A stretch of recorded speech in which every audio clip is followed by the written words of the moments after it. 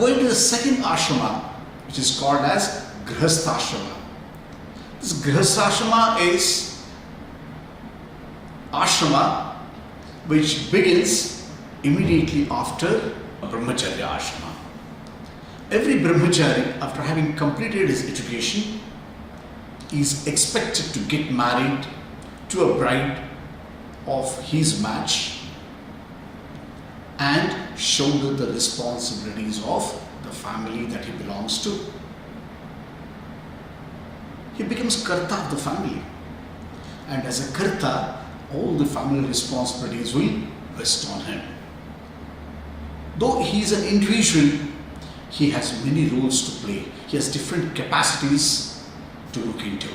His different capacities are: he is son to his father, his father to his children, his husband to his wife, his friend to his friend, he is shishya to his guru, he is a citizen of the nation that he lives in, and in all these capacities he has definite duties to discharge.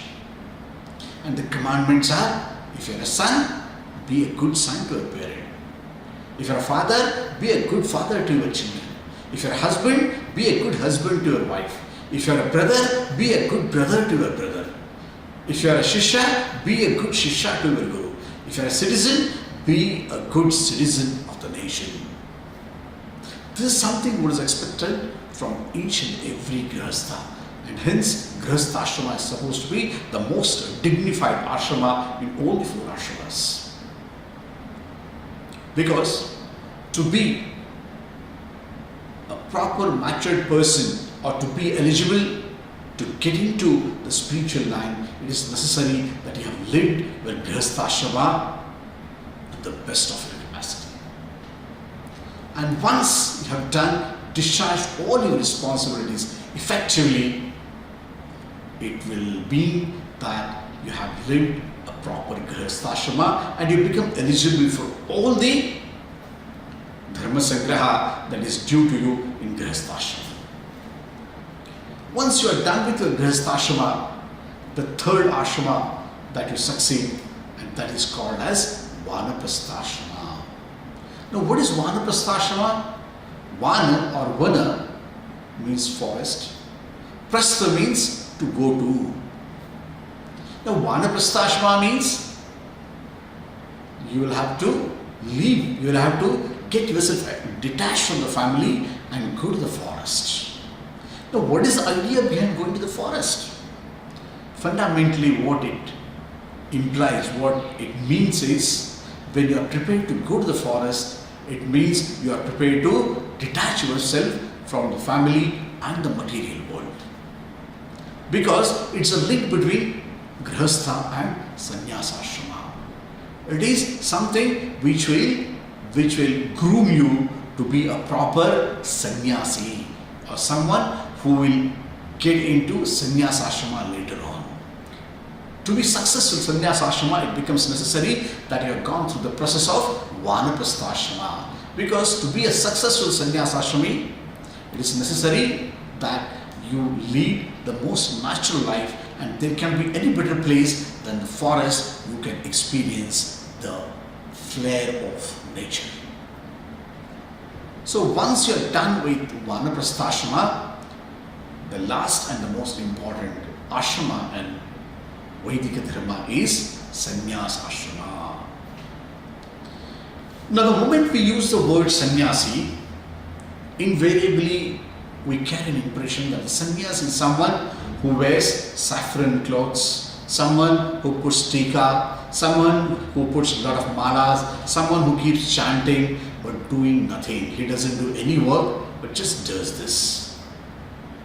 But Lord Krishna in Bhagavad Gita, he says, he is not sannyasi. To be a proper sannyasi, the commandment is what? He says, Anashritaha karma phalam karyam karma karotiya sa sannyasi cha yogi cha na niragnir na cha akriyaha. Sannyasi is not someone who doesn't do anything, or not someone who doesn't possess agni or metal. But sannyasi is that person who has sacrificed everything, does all his duties, but doesn't expect anything in return. He is not in process of expecting fruits of his good deeds. So to be a sannyasi, it is necessary that you should be doing a nishkama karma. You don't expect anything. You are totally non-aligned, but at the same time, you ensure that your duties towards the society, you keep executing. So these are the 4 different ashramas and the commandments specified in the Vedic Dharma. And once we live according to the commandments of Vedic Dharma, it amounts to Dharma Sangraha. So when you are in Brahmacharya ashrama, it is Brahmacharya which is wearing you. When you are in Grihastha ashrama, it is Grihasthi that is wearing you. When you are in Vanaprastha ashrama, it is Vanaprastha ashrama that is wearing you. When you are in Sannyasa ashrama, it is Sannyasa ashrama which is wearing you. So whatever that wears you is your dharma, and be a good brahmachari, good grihastha, good vanaprastha and good sannyasi. If you do so, it implies that you have really accumulated the dharma that you are entitled for. Now the question arises as to what is the use of this dharma sangraha. It's a very important issue to be noted. We are all under the impression that we come to this earth to enjoy all the material aspects around us. But to be more precise, it is not for that we come here, but we basically come here because the Atman within your body has to ensure that after this body perishes, the Atman gets moksha.